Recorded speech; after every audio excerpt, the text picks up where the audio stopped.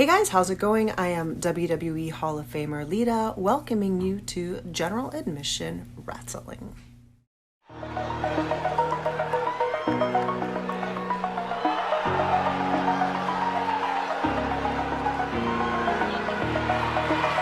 the edge, feel like I'm floating through the air. The pain I felt is paid for. All is said. Ladies and gentlemen, welcome to GAW Dark. Coming to you again from Atlanta, Georgia, the former home of the WCW Power Plant, the new home of the GAW Academy, and home of Marlon Wright for the last 2 years. Wright competed in the Rookie of the Year tournament, involved in one of the wildest sequences at the end of the tournament that we have ever seen. So Wright is back for another match. And I can tell you already that we're gonna have another rookie involved in this, so there's a tease for you. That's what we call a tease in the business. What kind of victory would this be for Marlon Wright if he picks it up here? I mean, you imagine just the momentum that you can get, and that's what GAW Dark has always been about. It's been about getting that momentum, taking that first step forward.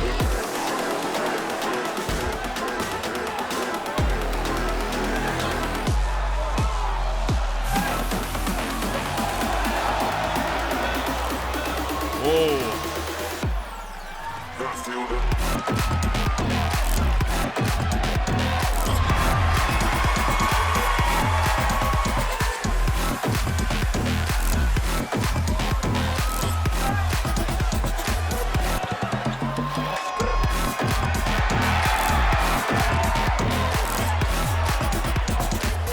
They call him a twisted samurai, Yamashita.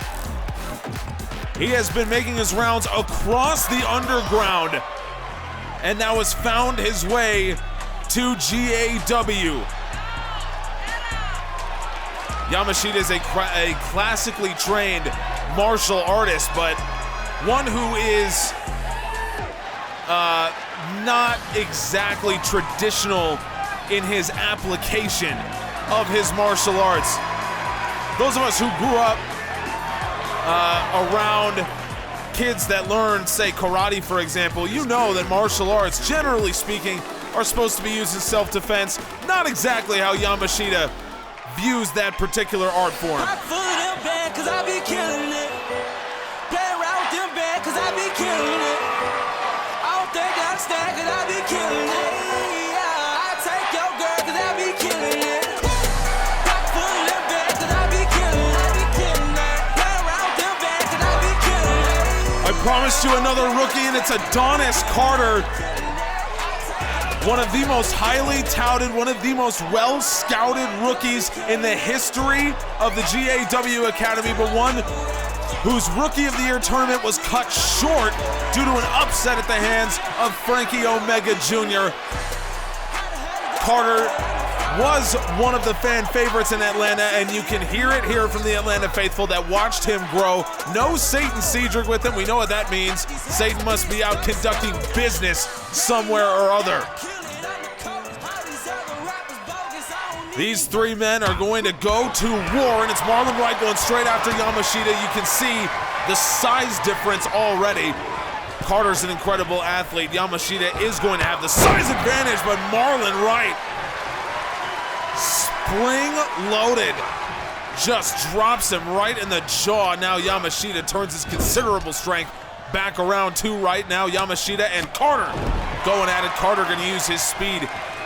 And now Marlon Wright gonna watch as Adonis Carter charges it up. Carter standing 450. I think Marlon Wright knew immediately where that was going. Wright's had that done to him before, like so many of the rookies had. Wright jettisons Carter, and now Marlon Wright up top. Double foot stomp from Wright. Yamashita, the bigger man on the receiving end of offense from both of these men. Cover from Wright. Carter was getting back into the ring. Now Adonis Carter takes advantage of Wright's kind of rookie mistake there. He took the time to be frustrated with himself that he only got a 1 count from Yamashita, and Adonis Carter took over, rolls out of the way from that kick, Yamashita cannot catch up to the speed of Carter and Wright. But you can see just one strike from Yamashita left Carter stunned against the ropes. Now Marlon Wright jumps in, and Wright will take advantage of where Carter was left by Yamashita. Carter still in the ropes, and Marlon Wright with a big boot takes him down. Yamashita strolled right in front, and now Marlon Wright gonna go after the big man from Japan as Adonis Carter climbs his way back into the ring. Yamashita, again, he's just not been able to get anything going because both men have cited him as the man to beat in this match, or at the very least, the man that they need to attack first, and you can see why. Certainly, across his underground career, Yamashita has proven that his martial arts ability, combined with his strength, is a weapon combination that is very difficult to find. Yamashita and Wright, it looks like we can go after Carter together, and Adonis Carter turned that attack aside. Head scissors on Yamashita. Now Carter has Wright up on the shoulders, and Carter drops him on the top rope.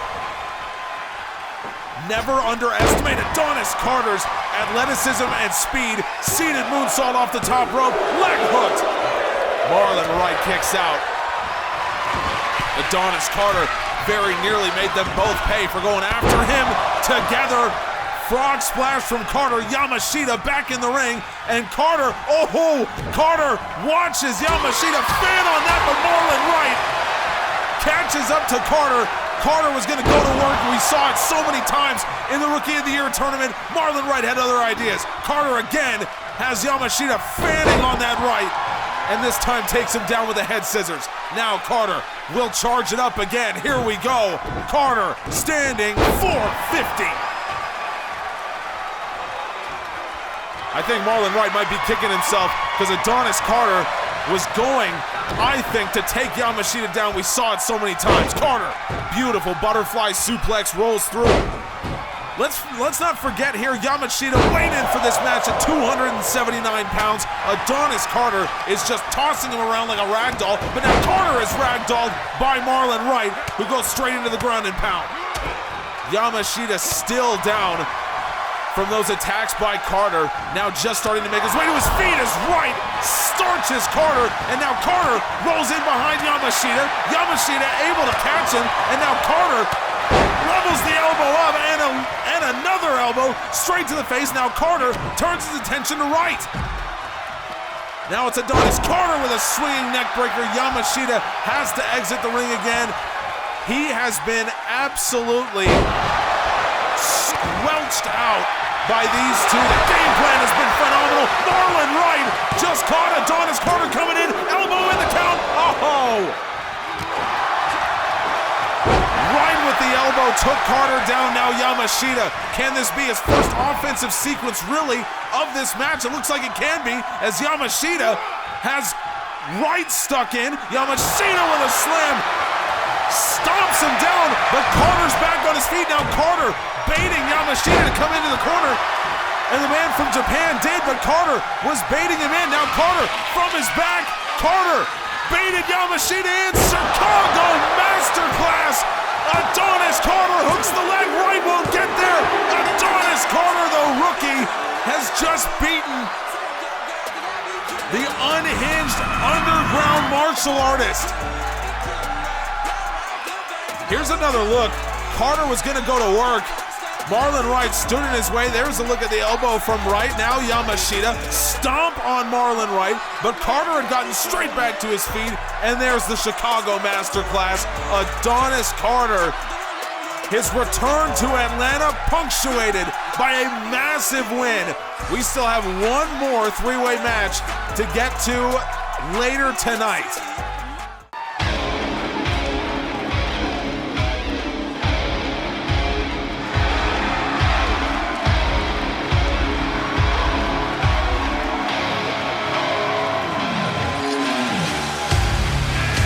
We've already seen Timothy Thatcher once in GAW. He fought Matt Riddle for the Intercontinental Championship.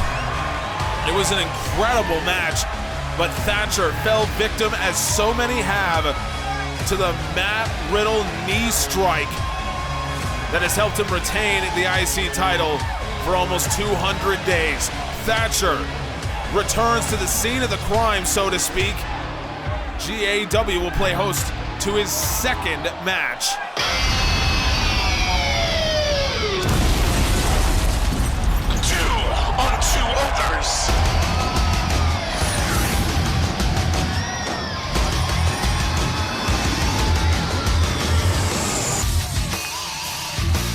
Wesley Blake.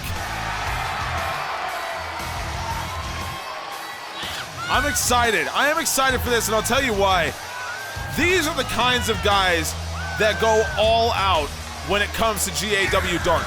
This is the exact sort of thing that I love to see, because we've seen it already. We'll see it again tonight, I'm sure.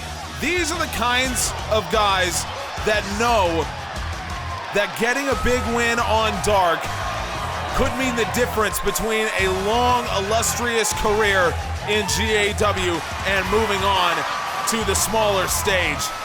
And in fact, certainly Wesley Blake would know, because a good friend, a very good friend of his that was once known by the name of Steve Cutler, got himself a big win on Dark and did the exact same thing. So here we go, Timothy Thatcher, one of the most dangerous technical wrestlers on the planet, going in.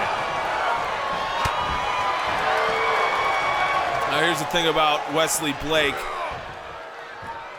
He is tremendously strong and a veteran of the sport of professional wrestling, and I think that means that Timothy Thatcher is not going to be able to surprise him with his technicality the way that he is able to do to so many, simply because Blake has just been around the block too many times. He's seen it all before. Now, that's not to say that Timothy Thatcher can't win this match, of course, because no matter how well you're prepared for his level of technical ability, nothing can truly prepare you for the amount of ways that he's going to stretch you and the number of ways that he can cause pain. But at the very least, we know that Blake won't be surprised by anything that Thatcher does here. Blake takes him down. Nice neck breaker there. He took him right over the knee. The key to defeating Thatcher, it's whatever the opposite of staying in the slot is, if that makes sense, to use a boxing term. You don't want to stand and bang with Thatcher, but not because he's a better striker than you. It's just that the longer you're closer to him, the more of an opportunity he's going to have to start stretching you, and that's a problem. So Blake is going to have to stay far away, stick and move. Don't get in the slot. That's the most important thing. When you do that, Thatcher does things exactly like that, and now Thatcher will go into his bag with the arm bar. And that's exactly the problem. You let him get close, you let him get on top of you. This is the sort of thing he can do, viciously gripping that left arm. Blake is able to free himself. Nice job there. Now Thatcher going in. He's caught Blake, but Thatcher changes levels, and now Thatcher just by the neck, tossing him around. Again, this is the issue with Thatcher. You can't outstrike him. Striking may not be his strength, but the longer you're closer, the more he can make something happen. Blake, though, showcasing a little bit of the toughness. Thatcher going in with the knee strike straight to the head, and again, totally unprotected, bare knees right to the temple. Thatcher has taken over. This is a Timothy Thatcher-esque match, and he'll drop the elbow there. Thatcher flew from the top. Now he's got the leg. Thatcher with Blake. Thatcher, no. You can see the blood on Blake's forehead. Thatcher has gone after him, and again, you can't stay close. Take down Blake. Nice defense there, and Blake takes him down with the right. Beautiful job from Wesley Blake, but Thatcher turning around, surprising quickness, and a belly-to-belly. Thatcher turning him around in midair. Now here comes the head scissors, and Thatcher isolates him, elbow to the top of the head. You feel that, the jaw, that is nasty. Thatcher, butterfly in, and the butterfly suplex. Blake is just trying to do anything he can to stay aware. Just trying to stay in this match. Thatcher now targeting the head, going straight after him. Blake Blake has to fight up off his knees, and he does. Now getting in close. It's a risky proposition, but you gotta try something right now against Thatcher. You gotta do something. I think we're beyond the point of stick and move. Blake has to go for broke here, and he is. Choking out his opponent, and again. Blake, turnabout's is fair play for Wesley Blake, and again, Blake, a brutally efficient performance here against Thatcher, just choking him for a solid 45 seconds. Lariat caught, German by Thatcher. Discus lariat is countered with a vicious snap German. Folks, this is what GAW Dark is all about. Timothy Thatcher, now, cover no. This is the level of commitment that these guys will put in because they know what's on the line. They know exactly how much momentum they can get with a big win here, and the charged up Atlanta crowd wants to see it. Blake to his feet, Thatcher double axe handle, and he's caught. Body shot by Wesley Blake, and now Blake's boot caught by Thatcher. Thatcher's right hand caught by Blake, and again answers straight to the body. Great change of levels. Out of the corner, Thatcher fights. Into the center of the ring. Thatcher, boot to the gut. He's got that butterfly, and there's the butterfly suplex again. Thatcher hooks the leg. Thatcher, no! Oh my goodness. How are these not ending this fight? Thatcher again, butterfly suplex. Blake over the top, beautiful arm drag. Wesley Blake was shocking athleticism, and now it's Blake who will go up to the top. Blake thinks better of it as Thatcher was getting back to his feet. Blake downs him. Hard knee strike straight to the temple. Thatcher might be out. Blake to the top. Blake moonsault press. Wesley Blake. I think he took Thatcher out with that knee. Blake, no! Folks, neither of these men are signed to GAW. This is what Dark is all about. Blake, here it comes. Choke slam. Thatcher down. Blake up top again. Thatcher in the drop zone. There's the splash. Blake with the leg. Blake, yes!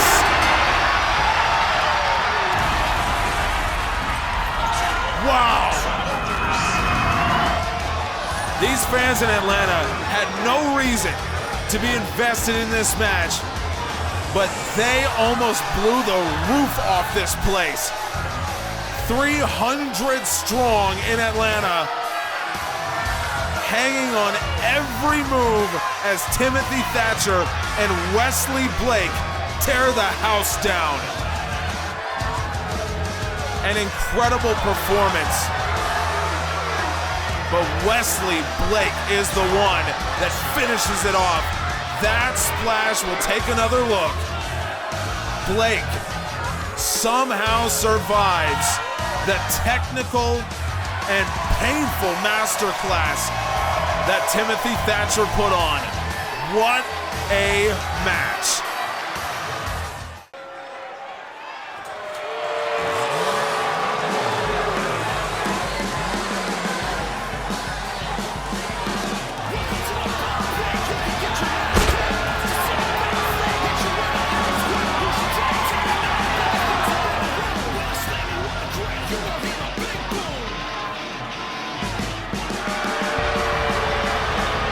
Now, those of you who have been following GAW all season, you'll remember that Shotzi Blackheart had one of the upsets of Season 3 so far, part of what has quickly become the most competitive season in GAW, when she defeated Ember Moon back in July. That was in the lead up to Bash at the Beach. Ember Moon was the US champion at the time.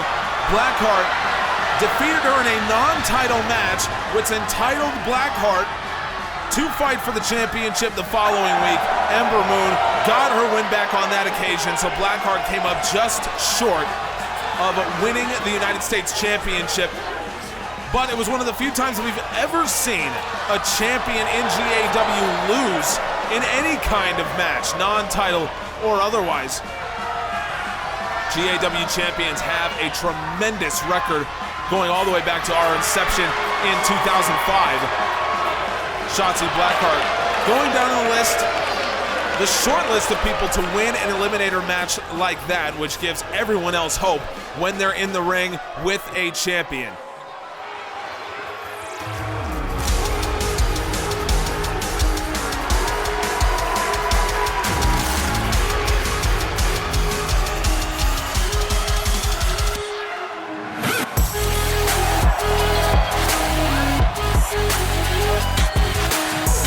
It's a U.S. title kind of day as Tegan Nox, a former U.S. champion, comes out to the ring. Nox, part of Team Kick with Dakota Kai, but no Kai in sight. Those two women ran the women's division in GAW for a long time. Nox is the U.S. champion, Dakota Kai as the world champion. Thankfully, it was their very short-lived teammate, Casey Catanzaro, that finally ended that reign of terror.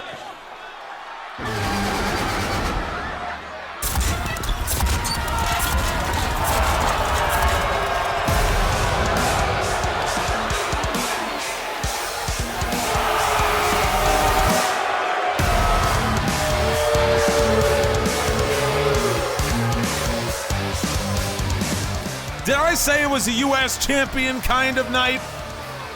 Shayna Baszler, another former United States champion, coming back out to the ring. Baszler and Nox have their history, of course. This night, this match, all about the United States Championship. Shayna Baszler won the title back in October of 2021. That was at Storm Blackout. As we approached Halloween of that year, Tegan Nox's reign began when she and Dakota Kai betrayed Casey Catanzaro, who had just won the U.S. title. That was back in October of 2020 on an episode of Storm. Nox became the U.S. champion on that occasion. So all three of these women have been involved with the United States champion.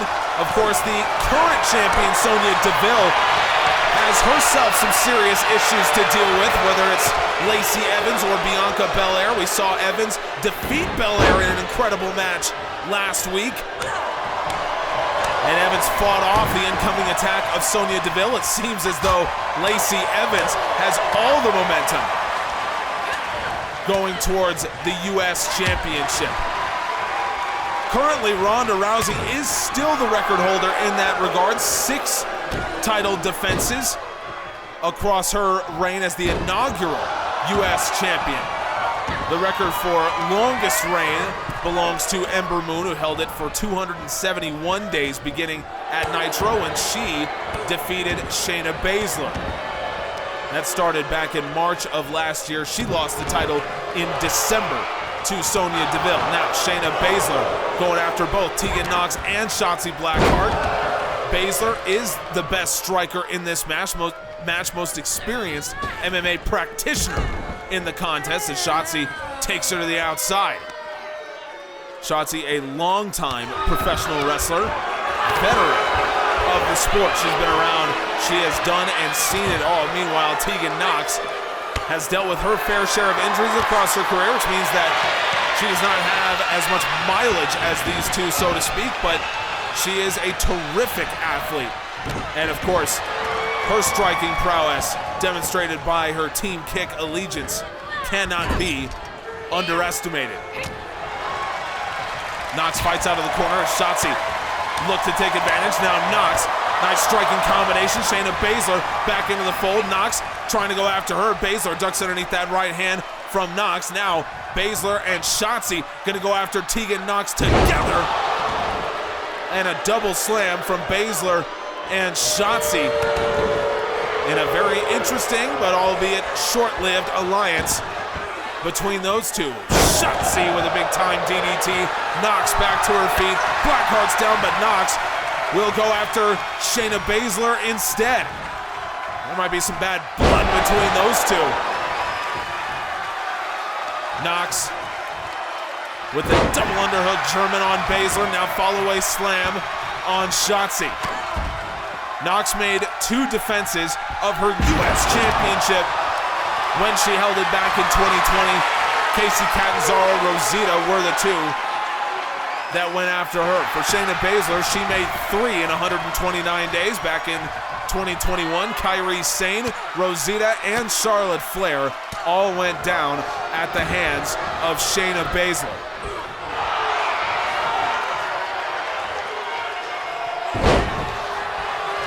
Baszler going after Knox's arm and a spear on Shotzi. Baszler shot out of a cannon, but now Shotzi with the head scissors. She's caught midair by Tegan Knox.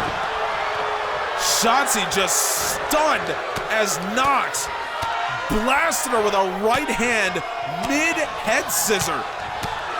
And now Baszler taking full advantage. Shotzi cannot escape the overwhelming attack of Shayna Baszler, and now Tegan Knox trying to do her best to take advantage of Baszler, trying to get her from behind. Baszler not having it. Knox able to free herself from the grip of the former champion. Now Knox has Baszler, slams her into the corner. Knox going after Shotzi and dumps her over the top. Knox went a long way for that one, but Baszler snuck up behind her, and Baszler straight cutter on Knox, but Shotzi back into the ring just in time. Baszler has to fight off one knee and does. Now Baszler, boot to the gut, looking for a suplex. We know that the Kirifuda clutch usually follows, but Shotzi knew it too. Great preparation from Shotzi Blackheart, who now takes Baszler down, but Knox going after Shotzi. Now into the corner goes Tegan Knox, sends Shotzi all the way across the ring.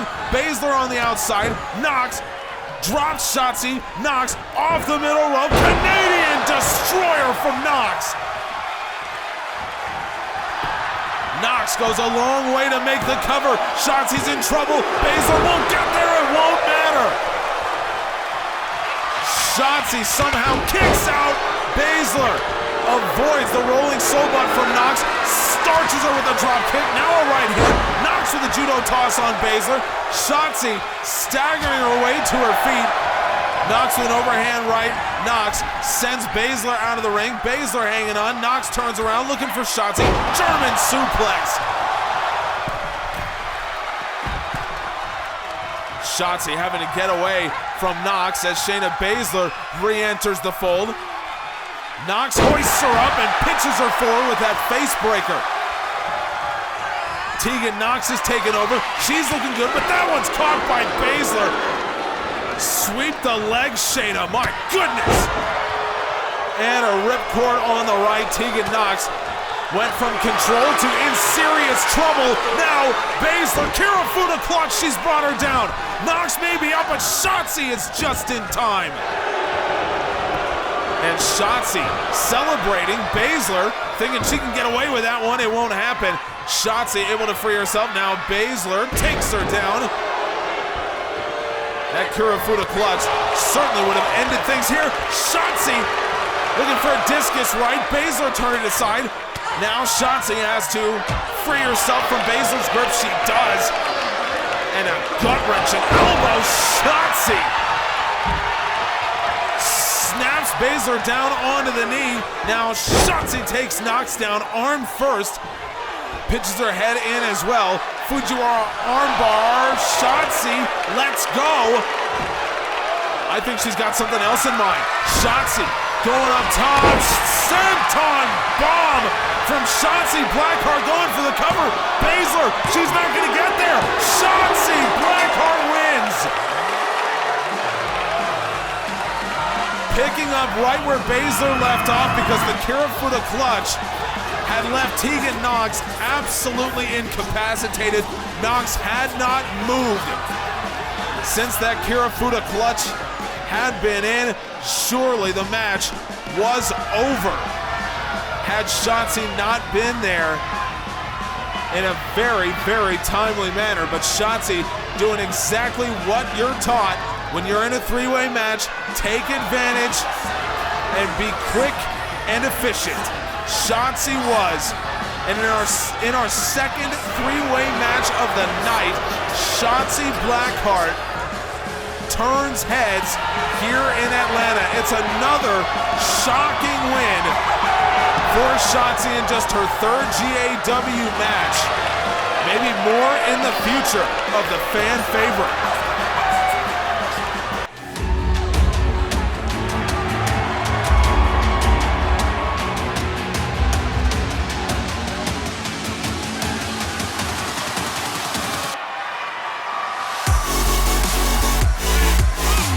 GAW Dark rolls on with the winner of the Challenger briefcase, who very conspicuously does not have it with him tonight, Jackel. And I don't know what's going on in Jackel's mind. I gotta be honest with you. I don't know what is happening up top, but he's on another wavelength right now.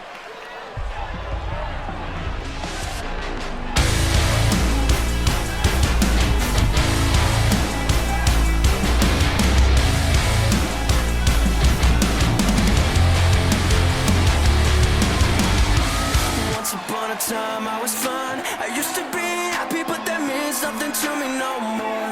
It'll be alright, it's a lie. Everything inside of me is fucked, my insanity is high. But it's all good, I got new friends. All of my crew think I'm lucid. Yeah, let me take roll now, who's in? Misfits with dreams of delusion. We were introduced to Abbadon last episode of Dark. He looked about as dominant as I have seen anyone, especially so early in their GAW careers. I think a lot of people were shocked by just how good Abbadon looked in his first match. A complete unknown coming in as well. No one had any idea. And I think that's a problem for Jackel because, again, the Challenger briefcase holder, he's got designs on becoming the Apex champion. There's no doubt about it. But you do have to prove yourself continually, no matter what briefcase you hold. And Abbadon here could present a serious problem for Jackel after what we saw him do last time out. This is a powerful man. And one, I believe, with a vicious streak. At least, that's what it looked to me in his first match. Jackel might be in trouble. Abbadon sporting some silver hair here today. Abbadon will have a significant size advantage. Jackel, nice handspring Pele. We know he'll have the speed advantage. Abbadon, some flexibility to fight off his back. Dodges that strike from Jackel, now backs him up. Abbadon with the roundhouse. And it's really, wow, Abbadon showcasing a little bit of his athleticism. Bottom rope moonsault caught with a cutter by Jackel. Jackel into the cover, it's a 1 count, not even. You know, there's so much still to learn about Abbadon as a person and as a wrestler, but if there's one thing that we've learned even this early on, it's that he is an underground wrestler. He is versatile, he's tough, and I'll tell you what, this is not a guy that I'd like to be facing. Abbadon from the top drops the knee all the way to the outside. Did I mention fearless? That's an underground trait that I think doesn't get talked about enough. He is fearless, and he just skied to drop that knee on Jackel. Now Abbadon is taking full control. Like I said, I don't care whether you hold a Challenger briefcase or not or anything like that. You do have to continue to prove yourself, and that is exactly what Jackel is here to do.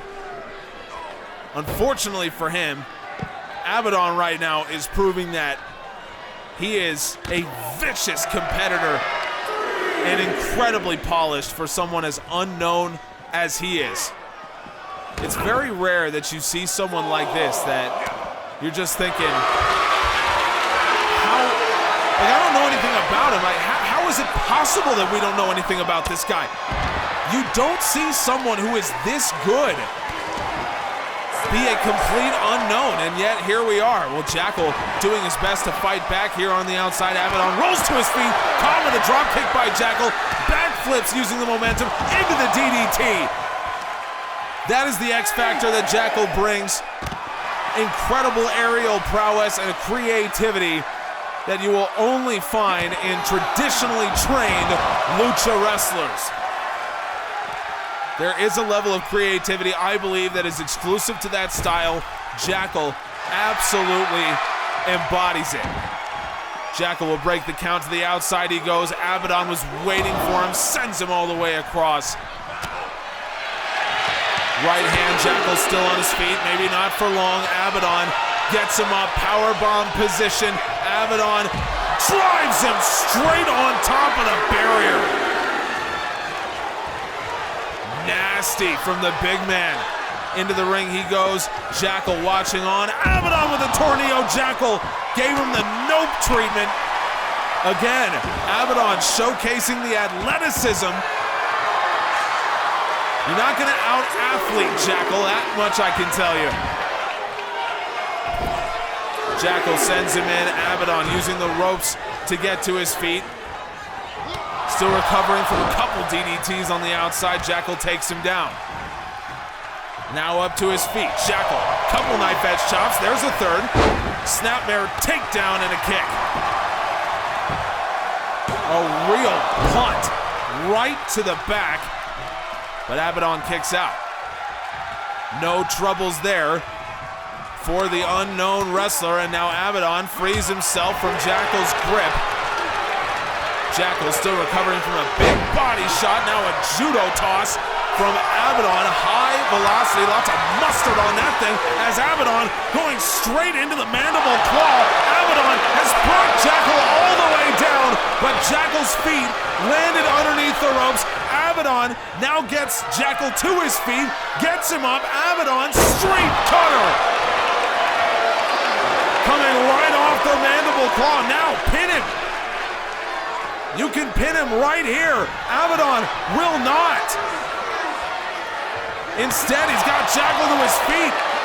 Vicious right hand. Jackel will answer now. Jackel brings him down. Jackel, Mahi stroll. Jackel, he's looking to steal it. Jackel, he's got him. Jackel wins. And Abbadon can't believe it. How is this possible? He had Jackel dead to rights. The mandible claw that left him absolutely out. It's just that his feet happened to flop underneath the ropes. Referee was right on top of it. You could see it from that angle. Great look. Street cutter. Surely it should have been over there, but Jackel, opportunistic as always. Mahi stroll. And Abbadon cannot believe it.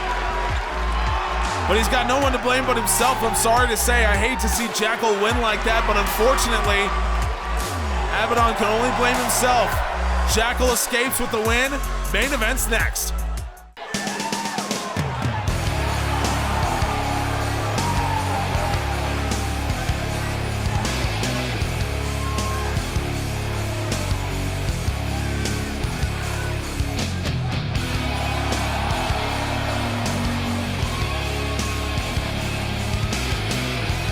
It's main event time and the war continues. Marco Diaz representing the Las Vegas Connection. I think that when the history books are written, when we go back and we examine GAW at this point in our lives, at this point in the life cycle, the beginning of evolution and everything, I think Marco Diaz will go down as having played one of the more crucial roles, for good or bad, that we've seen in GAW. Let's not forget that Marco Diaz was on the front lines with Derek Cole when they took a war directly to Friday Night Storm last season. Big speak. One thing about it, I'm a stain. I'm not the one I think you should fuck with. Gelling, you know, in the veins. I got a goon holding the burner. You can get left for the team. He a junkie for the dumb shit. Want all the smoke like a strain. Just protecting the brain. Gotta protect the brain. But for Marco today, it's Eric Cole who steps into the ring. Marco has been part of some of the most crucial and important moments in the history of general admission wrestling, but today he will have to deal with Eric Cole, hell-bent on revenge. Now here's the thing. Eric was brought in by his brother, but he and Marco have known each other for a long time. These are old friends from the underground. But those friendships will not enter the ring here. Right now, it's all about HTO versus LVC, and we've seen just how vicious and brutal this war has gotten. Beatdowns on both sides. I've been informed by Commissioner Jason Parker that he has stationed extra security around Atlanta here today, specifically because of the attack that we saw just a few days ago on Evolution that saw Dwayne Evans and Aaron Cruz going after Derek Cole. So here comes Eric and Marco Diaz, main event of this episode of Dark, and Diaz starts it off right, if you're an LVC fan, that is. Diaz with a gut wrench, Diaz with a springboard leg drop, trying to out-athleticism Eric Cole. That seems to be a theme for tonight. Didn't go that well for Abbadon. Let's see if it goes better for Diaz as Cole springboard moonsault. He got some snap on that one too, in this match just as violent and fast as I would have expected given what these two are fighting for. The war between HTO and LVC has seemed never-ending, and it has been brutal. Diaz changing levels, but that right hand caught by Cole, who answers back with a right of his own. Roundhouse. Cole catches Diaz back and pulls him in. Absolutely beautiful standing Spanish fly. That's the athleticism that Eric Cole brings to the table, and it was expertly done. Cole going after the arms, now a cover, not even a one, as Marco Diaz very much up to the task. Derek Cole gonna test him some more. Cole up top, elbow drop onto the ribs. Diaz just crumpling underneath the weight. Now a punch by Cole, ducked by Diaz, caught him in the body. Cole changes levels himself. Pace of this match is increasing every second. DDT by Diaz, who flew off the shoulders of Eric Cole. We just hit fifth gear in this match. Diaz was looking to drop the leg on the throat, but Cole, with what I think was a Heisman kick, Eric Cole starched him. It was so quick I couldn't even see what it was. Eric Cole, just like that. Okay, that is part and parcel of what we've seen between LVC and HTO. It's violent, it's fast, and there's the Heisman kick. Like I said, look at how fast that is. I couldn't even tell. I didn't even see what it was. Diaz tried to drop the leg, nothing doing, and Cole watching, staring Diaz down all the way. Cole not gonna let Diaz jump him again. Folks, thank you so much for watching GAW Dark here in Atlanta. Really appreciate it. We promised you an announcement, a new show starting next week. Every couple weeks, it'll be GAW Revival, a special time for the wrestlers of Evolution to get a showcase. We'll have a little bit more information for you next week on Evolution. Make sure you keep an eye out for that next Thursday. We'll see you there. If not, we'll see you on Storm. We appreciate you.